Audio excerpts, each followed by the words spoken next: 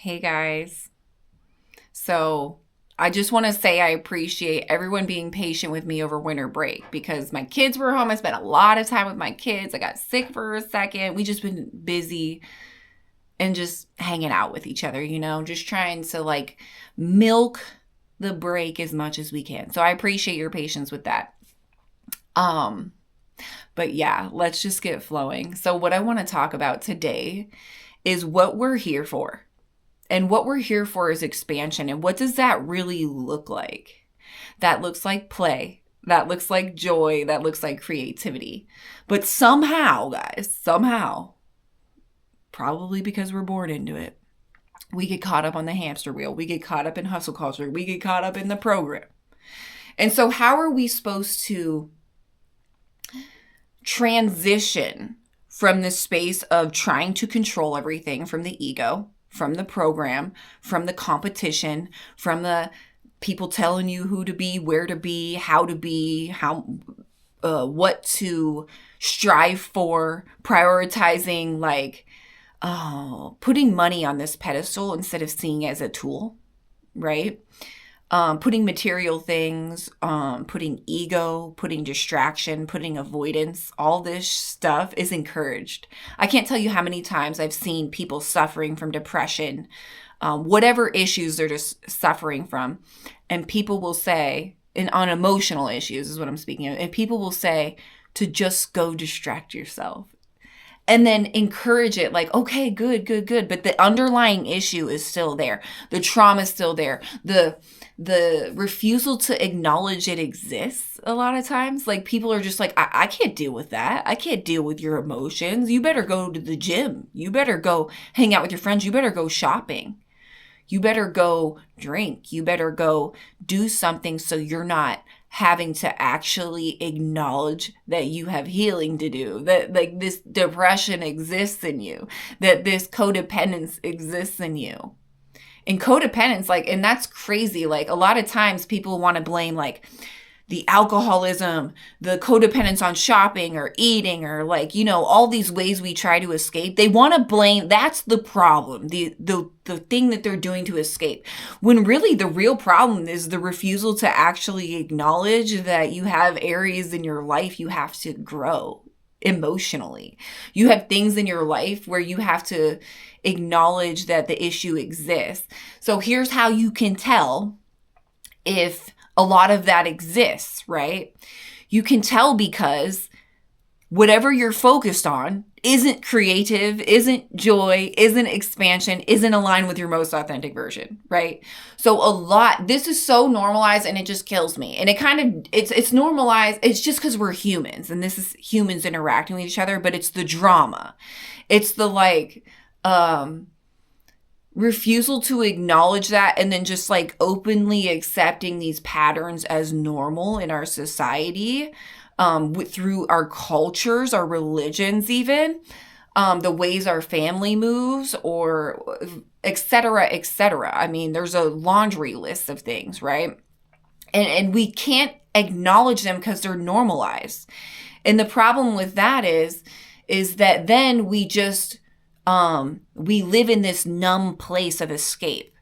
We live in this place of substance abuse. We live in this place of hyper materialism, keep up with the Joneses, compete with each other, all of that. And on every front, to what we wear, we're comparing what we wear to what somebody else wears. It's to me, as somebody who I've never really got on board with that kind of stuff because I knew what it felt like to not have a lot.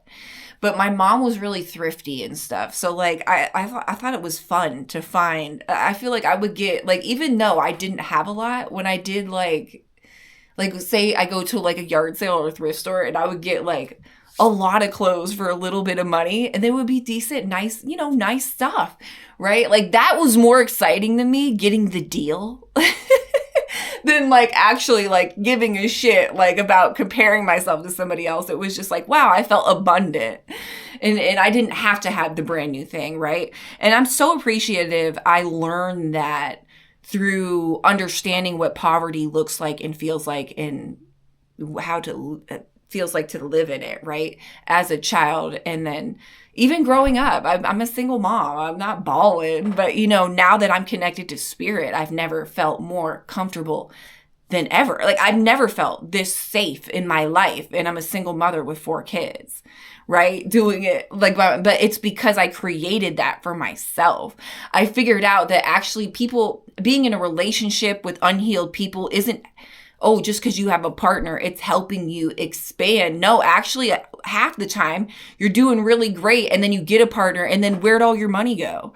Or where, you know what I mean? Or they're dragging you. You're dragging them along because they won't face their darkness, right? How many times has that happened to all of us and on this healing journey? And so it's recognizing that you create this energetic environment for yourself. You're choosing the frequency through choosing to face what you need to heal, through choosing to actually want to look at it and make changes, to not want to keep going back to old coping mechanisms, recognizing that what you're doing is a coping mechanism, right? Most people say their coping mechanism is their personality and it's something they like to do and their friends are doing it, and there's people that are supporting their limitation, right? Because they don't see it as a limitation, because if they were to see it as that, then they would have to change too. If they were to choose expansion, you know what I'm saying? And so you hang out with people who also don't want to change, so then you feel more comfortable in not having to change. And that's the cycles we get stuck in. And a lot of times we don't even recognize change as an option, because we don't recognize the problem exists, because we don't see it as a problem, because that's just who we are. And that is such a cop-out. And that's fine, because you're just hurting yourself. Right? Because once you recognize what healing and expansion and coming into an alignment with your most authentic purpose and timeline and connection to spirit, and you get a little taste of synchronicities, and you see what co-creation with the universe does to your life when you surrender and you trust that connection and you allow the guidance and wisdom to come in and move through your life and you flow with it, that's when you witness it and actually experience it, that's when people want to change. That's when the ball's rolling on the ascension journey, because you're like, damn, I've had evidence that this healing, this me choosing to face the darkness that I experience in my life, choosing to acknowledge wow, I've been making these codependent choices because of this. Because I learned that I didn't love myself based off of this, and this that might have occurred. Maybe you don't even know why you don't love yourself, but that wound is there, right? You picked it up along the way. And as long as you can recognize it, then you have that opportunity to change it. You have that opportunity to choose a different choice today, right? Now, I'll get to it when the new year starts. Everybody makes, New Year's resolutions and stuff like that. And then forgets all about them, or just goes back into the same old cycles of codependence or addiction or whatever it is, or just looping in the same miserable job, looping in the same miserable relationship, making excuses, thinking that you're making the right choice because that's what the program tells you to do, not recognizing what's best for you, what's best for your kids, what's best for, actually, because we're all connected, is you getting in alignment with the highest version of you, loving you, making choices that reflect worthiness, that reflect connection, that reflect love, creativity, a timeline where you wake up in the morning and you enjoy life, you're happy to go to work, because you're not, even if you're working, some people can work a 3D job and that makes them happy and that's their role, that's okay. But if you wake up in the morning, you don't love what you do, then what are you doing? Ask yourself, what do I want to do? Most people don't even ask themselves because they get that comfy job with the benefits and they're just going to ride it out for 40 years. I'm sorry, but we don't have a lot of time here in one individual incarnation at an insanely important time in this world. So I think that if I have that information, if I have information about healing and ascension and all that, and I do nothing with it, what a shame. What a shame, because there's so much happiness. There's so much creativity. There's so much love. There's so much expansion for you, but you're sitting in fear. And no offense, but that's straight up being a coward, not wanting to face it. If you have the information and you're still like swimming and doing backstrokes in your shadow, come on.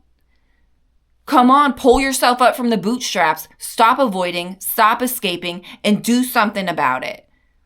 Stop pretending that, oh, this isn't so bad, like the little dog with the teacup and the whole building's on fire, and he's pretending nothing's happening around him. That's how most people live. That's how most people are in their marriages. That's how most people are with their careers. That's how most people feel about life in general, because they don't even know what they like, because they've never even tried it. They don't even have hobbies. They don't even have interests outside of the matrix, because they're so busy going to work, in these codependent relationships where they're controlled, they're not expressing on an individual level, on a creative level, they have no hobbies. Life is sucked dry by the matrix, and like feeling like you have to people please within it, your family, your friends, your whatever. Instead of finding people you're aligned with, instead of focusing on, what do I really love? I want to try some new things so I can figure out, maybe I like this better. Perfect example of this. My youngest son, he tried swimming. He was decent at it, right? He was decent at it, and he's like, nah, I'm sick of getting my hair wet every day, right? He didn't want to get in the water every day. So then he tried basketball, which, of course, I'm like, I hope he plays basketball, because A, it's more fun to watch. You don't have to go to these long tournaments and meets. And B, I played up through college, right? So it's exciting for me. I'm like, I hope he likes it. Didn't really like basketball either. Tried wrestling this year. Holy cow, this dude loves it. And he's so good at it, right? And he didn't know because he never tried it. I had never been to a wrestling match before, ever in my life. It was the first time on Saturday, and he did so freaky good, dude. And I was just like, damn, like, I probably never would have introduced him to this. And even when he asked me to wrestle this year, I was like, are you sure? Because I didn't know anything about it. I was ignorant. But then I was like, no, we're doing it because it came to you through your intuition. He's like, I was just sitting in class and they had the announcements on the thing. And I was like, I'm just going to try it. And it's his thing, right? So you don't know what you like. You don't know what you love to do until you try it. And you don't even know you need to try it until you get quiet and let spirit whisper that wisdom in your ear, or whisper to you where you need to go next, or where that epiphany, or bring you that idea, that epiphany, right? So you know what to try. So you know what you want to do. But we're so distracted by drama in life, in the program, that we can't embrace expansion and love and creativity. We can't come together where there's so many different people aligned with their authentic version that it's like this insane energy when you come together, that everybody's just aligned and happy and expanding. And can you imagine what we can create? Can you imagine? But how can we do that if we are still so attached to the matrix? If we're still so attached to these old toxic ways of being that have done nothing but hold us back? So that's what energy that spirit wants to bring through today, is that get really real about what your life looks on a daily basis, and if that's in alignment with the highest version of you. And if it's not, why not? And what do you need to look at? What layer do you need to peel back? What do you need to heal? What changes do you need to make to start shifting into a newer direction that is more aligned with who you actually are, instead of people pleasing and what the program wants you to be? And what you always have known. What you always have known ain't it. It ain't it. It's the program. It's what somebody else wants you to think, not your connection with spirit, not that alignment, not the most authentic version. The most authentic version isn't going to come from outside of you. It's going to come from in here every single time. No guru has some secret formula. No. The formula is connection. The formula is detaching and letting go so you're able to get quiet and connect with spirit. It's all through you. And your story is different than my story, that's different than somebody else's story, because none of us are the same. That is the most insanely cool thing about this universe, is how uniquely different we all can be. And the more unique and different we are, from a place of alignment because we're doing things that set our soul on fire. Oh, the expansion in that, guys. The expansion is unfucking real.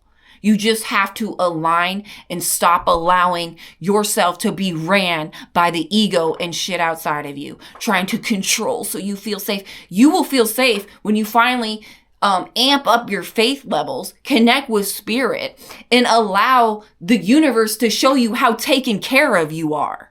How all of it is inside here, and it's just begging you to allow it to come out and expand into this world. You're the one holding it back. Nothing else. You can blame everyone else for the way you feel, what you went through, your parents, your ex-husband, your ex-wife, your kid, whoever it is, something outside your job that you hate. You can blame everything, but at the end of the day, it all comes to the courage to make a different decision, the courage to get quiet and let go of those outside things you keep blaming and say, actually, I have the free will to make my own decisions, to decide if I want to participate in this shit. And then handle business and love yourself enough to be like, nah, I deserve better than that. I think that's not aligned with me, right? I know what's aligned with me. You want to know how? I tap in. I feel into it. I literally say, Spirit, is this in alignment? If I'm confused. But usually I don't get confused when I'm connected.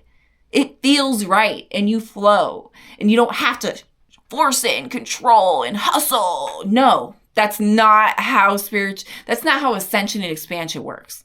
It's all energy. Everybody, the ego wants to manipulate, right? And on some level, you can manipulate energy by focusing it where you want to focus it, right? But it has to do with the healing, because if you don't create that space by letting go of shit, you're not going to create the time. You're not going to create that space emotionally, in your head, mentally. How can you come up with have these epiphanies and ideas come in when you're reeling in your head about some drama you're having in your relationship, or your friend's been gossiping about somebody that they work with or someone you work with, and you're all entangled in this drama and bullshit? That's why you got to get real isolated sometimes. That's why you really got to create that space. Doesn't mean cut the whole world off. You don't necessarily have to do that. But you really have to come into this space where you recognize what's good for you and what's not good for you. And when your attention is focused on things that aren't good for you, you're going to keep creating more of that. So when you let go and detach, you create space. You create this clean, blank slate to co-create with, to expand with, to discover. I mean, it's really, you have to just do the trust fall into the unknown. You don't get to know. You don't get to know in this process. That's what faith is about. You get to decide you want to bring yourself into an environment, in a space where you're able to receive it. You can't receive it unless you detach from the program, unless you let go of things so you can create the space to bring new things in. Ooh, but yeah, guys, that's the message for today. We all want to be in that expansive, creative space, but we have to let go, and we have to recognize fully that is actually what we are here to do, is to expand and create and be in alignment with our highest timeline. And when we can do that, come together collectively, it's going to be this beautiful thing. But we can't do that unless we detach and heal. And I made so many videos, guys. All my videos are freaking timeless. Like, these are all just on whatever channels through me that day. I have a whole laundry list of topics and downloads. I just get titles or main topics, and Spirit will give them to me. I got so many over break. And I'll read that download, and then I'll just channel it, right? And that's what came through. This one came through yesterday, actually. And like, why do I get, like, because this is part of my mission, right? I'm just going to use this as a quick example before I end the video. But why do I receive those downloads over Christmas break when I'm just relaxed in this free-flowing receiving state with my kids, and I'm not forcing myself to post a video every day, but Spirit's still bringing it through, and I'm writing it down, and when the time is right, here it is, right? And it's the same way with anything you create. So don't forget, you have to have a blank slate. You have to let go of the trauma and the drama and the bullshit. You have to go try new things to figure out what the hell you like to do. What sets your soul on fire? What Spirit has in store for you? Doesn't have to be this such a direct, obvious service, right? Because in connection, we are of service, and we're of service whether we are directly interacting with people, making a video on YouTube. No, you don't have to do that. How you're of service is how you are vibrationally, emotionally. Your energy and your healing is service in itself because you are connected to the all that is. And when you recognize that, you put less pressure on yourself like we do in the program, right? I'm still deprogramming myself to not feel like I have to have a video out every day. I put less pressure on myself because I recognize like the flow of it and how spirit does work through me. And I don't have to worry. Because the energy is the algorithm. The energy is what's going to keep it coming because that's where my heart and my focus is. That's where my devotion is. So yeah, guys, I love you so much.